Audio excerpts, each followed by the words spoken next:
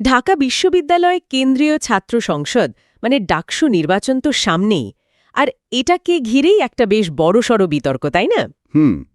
বেশ জোরালো বিতর্কই বলতে হবে। আর বিতর্কের ঠিক কেন্দ্রবিন্দুতে আছেন একজন প্রার্থী, এস ফরহাদ। ইনি ছাত্র শিবির সমর্থিত প্যানেলের সাধারণ সম্পাদক বা জিএস প্রার্থী, ঠিক? হ্যাঁ, আর তার প্রার্থিতার বৈধতা নিয়ে প্রশ্ন তোলা হয়েছে। মানে ব্যাপারটা একেবারে হাইকোর্ট পর্যন্ত গড়িয়েছে। ও আচ্ছা, হাইকোর্টে গেছে বিষয়টা। ঠিক তাই। এই আইনি চ্যালেঞ্জটা এনেছেন অন্য একটি প্যানেলের প্রার্থী, ফাহমিদা আলম। তিনি বামজোট সমর্থিত অপরাজয় 71 অদম্য 24 প্যানেল থেকে লড়ছেন। আচ্ছা, তার মূল যুক্তিটা কি? মানে কেন চ্যালেঞ্জ করলেন?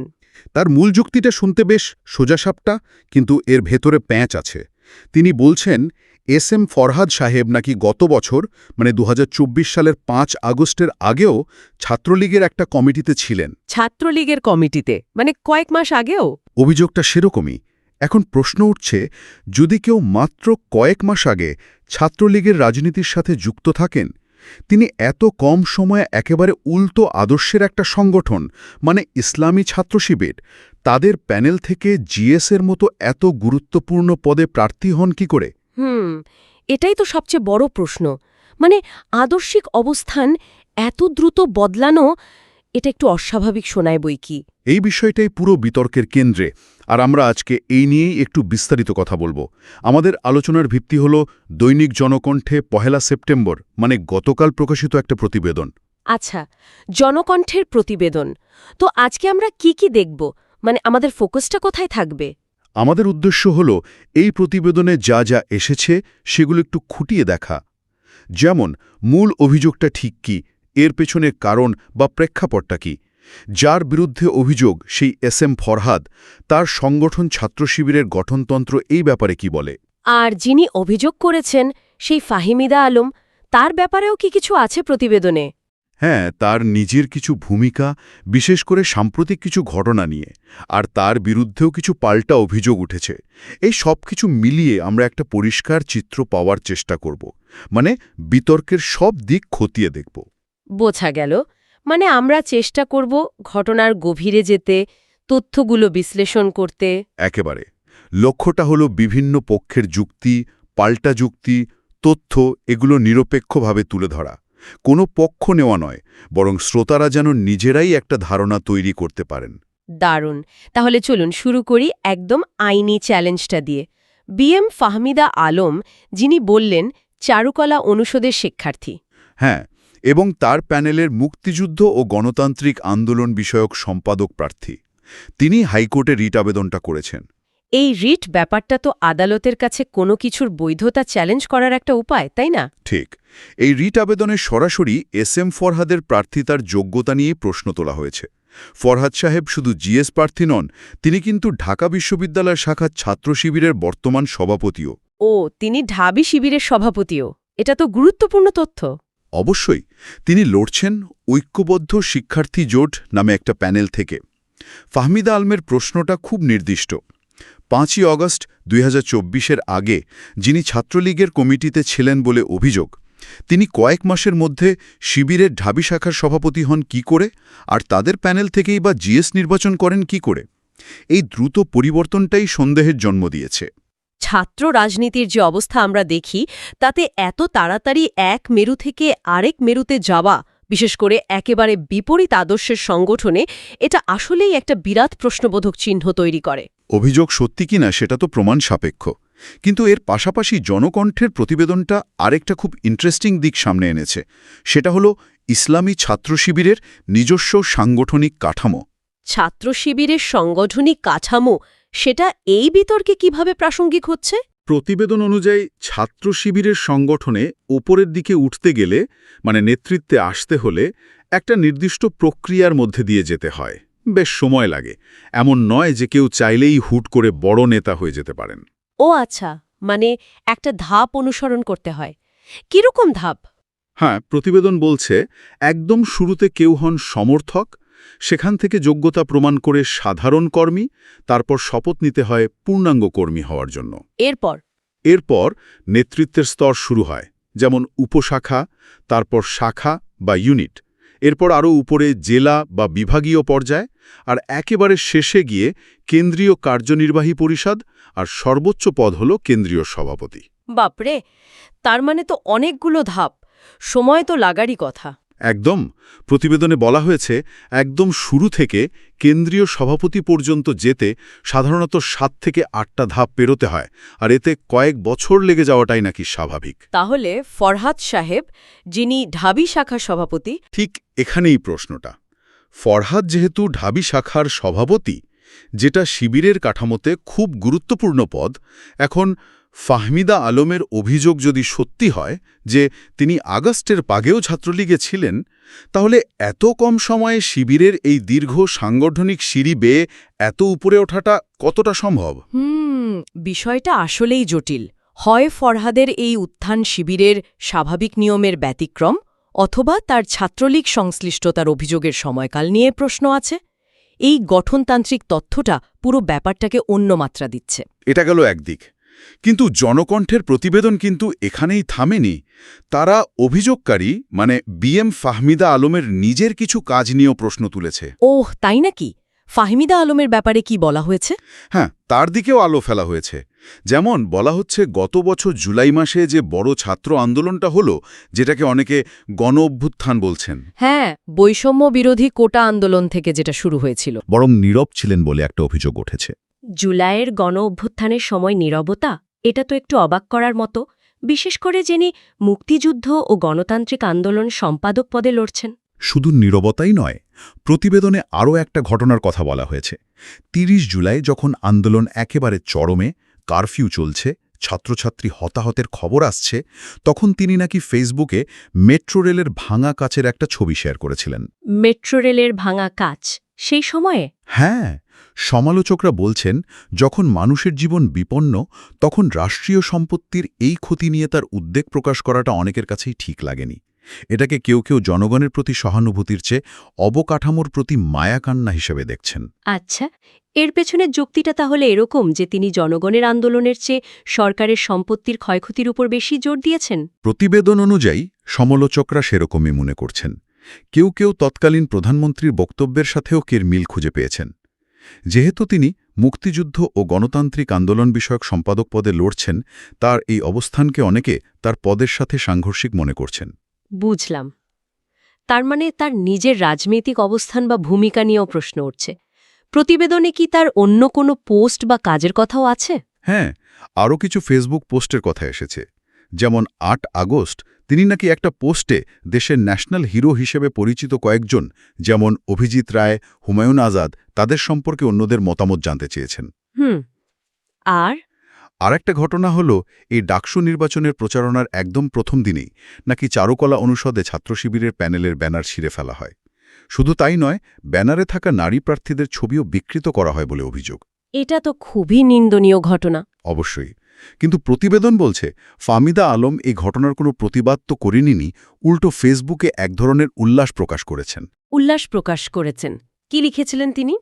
প্রতিবেদন অনুসারে তিনি লিখেছেন, চারুকলায় হবে না মৌলবাদের ঠিকানা। আরেকটা পোস্টে লিখেছেন, চারুকলা সেরা। এছাড়াও তিনি বিভিন্ন সময়ে নাকি শেখ হাসিনা এবং শেখ মুজিবুর রহমানের নিজের আঁকা ছবিও ফেসবুকে পোস্ট করেছেন। আচ্ছা, এইসব পোস্টের মাধ্যমে সমালোচকরা কি বোঝাতে চাইছেন? তারা মূলত ফাহমিদা আলমের নিজের রাজনৈতিক ঝোঁক এবং আদর্শিক অবস্থান নিয়ে প্রশ্ন তুলছেন। বিশেষ করে তিনি যখন আরেকজনের অতীত রাজনৈতিক পরিচয় নিয়ে এত বড় একটা অভিযোগ আনছেন, তখন তার নিজের এই কার্যকলাপগুলোও তো সামনে আসবেই। তাহলে পরিস্থিতিটা দাঁড়াচ্ছে, একদিকে ফরহাদের প্রার্থিতা নিয়ে আইনি প্রশ্ন, শিবিরের কাঠামোগত প্রশ্ন, অন্যদিকে যিনি প্রশ্ন তুলছেন সেই ফাহমিদা আলমের নিজের কিছু কর্মকাণ্ড আর রাজনৈতিক অবস্থানও বিতর্কের জন্ম দিয়েছে। একদম। আজকে আপনারা একটি সংবাদ দেখেছেন, আমার ব্যাপারে কোনো একজন রিড করেছেন, এটা খুব ভালো সংবাদ। আমি দেখে ওয়েলকাম করেছি যে অন্তত এটুকু ভালো, বেশ কয়েকটি দল দীর্ঘদিন ধরে সাদিক ভাইকে নিয়ে কিংবা আমাকে নিয়ে বিভিন্ন ভিডিও এডিট করে, ছবি এডিট করে নানা অপপ্রচার এবং প্রপাগান্ডার চাইতে অন্তত কোর্টে গিয়েছেন, এটা খুবই ভালো। আমি আপনাকে ওয়েলকাম করছি। আপনি যিনি কোর্টে রিট করেছেন আমার প্রার্থিতা চ্যালেঞ্জ করে প্রার্থিতা বাতিলের জন্য, আপনাকে ওয়েলকাম। এবং স্বভাবতই ছাত্র শিবিরের জায়গা থেকে এবং আমাদের জায়গা থেকে কোর্টের রায়ের প্রতি এবং আইন এবং আদালতের প্রতি আমাদের রেসপেক্ট অলওয়েজ ছিল, সামনেও থাকবে। সেটি কোর্টের যেহেতু বিবেচনাধীন বিষয়, কোর্ট থেকে রায় আসুক সেটি অপেক্ষায় থাকবে এবং সেটির প্রতি আমার রেসপেক্ট। ডাকসু নির্বাচনের আর এই ফেসবুক পোস্ট বা তার ভূমিকা নিয়ে সামাজিক মাধ্যমেও বেশ প্রতিক্রিয়া হয়েছে।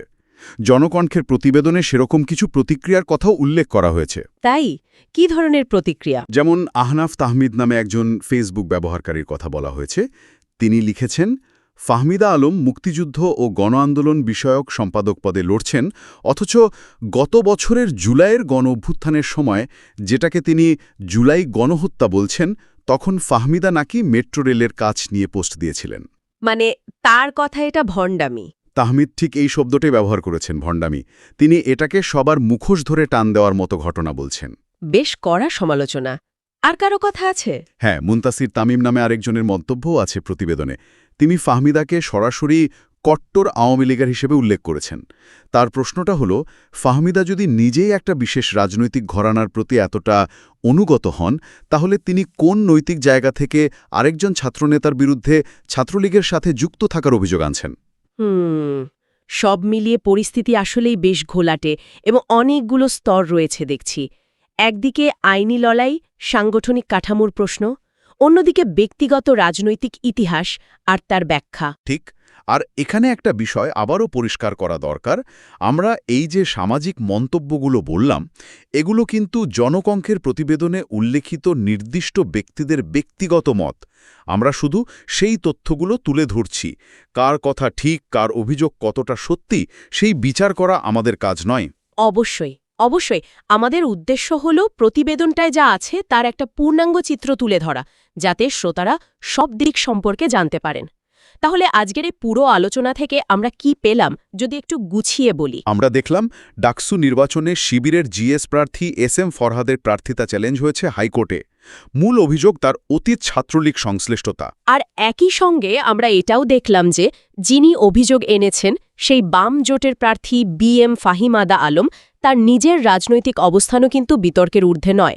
বিশেষ করে গত বছরে জুলাই গণ-অভ্যুত্থানের সময়ের ভূমিকা, কিছু ফেসবুক পোস্ট, এগুলো নিয়ে পাল্টা প্রশ্ন উঠেছে। হ্যাঁ, এবং সামাজিক মাধ্যমেও এ নিয়ে বেশ জোরালো আলোচনা বা সমালোচনা চলছে, যা জনকণ্ঠের প্রতিবেদনেও জায়গা পেয়েছে।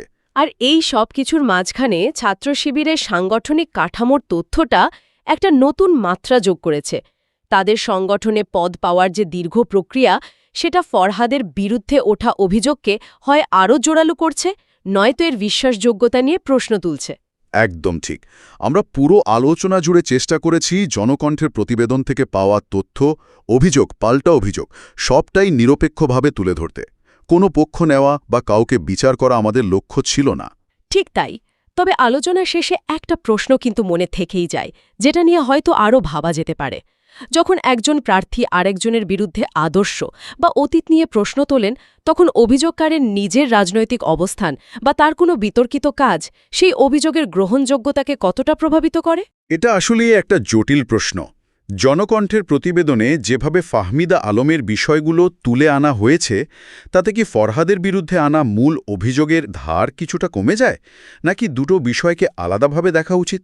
অথবা অন্যভাবেও ভাবা যায়। ছাত্র রাজনীতিতে এই যে আদর্শ বদলের অভিযোগ বা অতীত পরিচয় সামনে নিয়ে আসা, এগুলো কতটা যৌক্তিক, বিশেষ করে যখন শিবিরের মতো সংগঠনের অভ্যন্তরীণ কাঠামোর মতো বিষয়গুলো সামনে আসছে। হ্যাঁ, এই আদর্শে লড়াই, রাজনৈতিক কৌশল, অতীত খুঁড়ে বের করা, এই সব কিছু টানাপোড়েন শেষ পর্যন্ত কোথায় গিয়ে দাঁড়াবে বা ভোটাররা কোনটাকে বেশি গুরুত্ব দেবেন, এই প্রশ্নগুলো হয়তো ভবিষ্যতের জন্যই তোলা রইল। আমাদের শ্রোতারাও নিশ্চয়ই এই বিষয়গুলো নিয়ে আরও ভাববেন।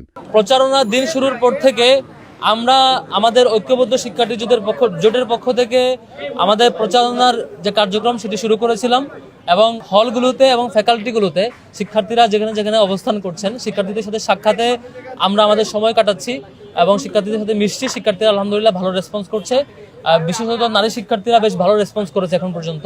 আমরা আমাদের প্রচারণা চালিয়ে নিয়ে যাচ্ছি। এর মধ্যে ডাকসু নির্বাচনের সময় যত গড়িয়ে আসছে, ছাত্র শিবিরের প্যানেলের কার্যক্রম যত বেশি, আমাদের ঐক্যবদ্ধ শিক্ষার্থী জোটের কার্যক্রম যত বেশি এগিয়ে যাচ্ছে, এর মধ্যে প্রপাগান্ডা এবং অপপ্রচারও একসাথে বেড়ে যাচ্ছে আমাদের ব্যাপারে, আপনারা সেটি লক্ষ্য করেছেন। এবং বেশ কয়েকদিন ধরে দেখতে পেয়েছেন আমাদের বিভিন্ন প্রার্থীরা বিভিন্ন টক শো কিংবা কোথাও কথা বললে অথবা অন্যান্য আয়োজনগুলোতে যারা তাদেরকে হুমকি মনে করছেন, প্রতিদ্বন্দ্বী মনে করছেন, সঠিক প্রক্রিয়া প্রতিদ্বন্দ্বিতা না করে বরং একযোগে সবাই মিলে সেই পুরনো এজেন্ডাই দিন শেষে আবার নতুন করে হাজির করার চেষ্টা করছেন।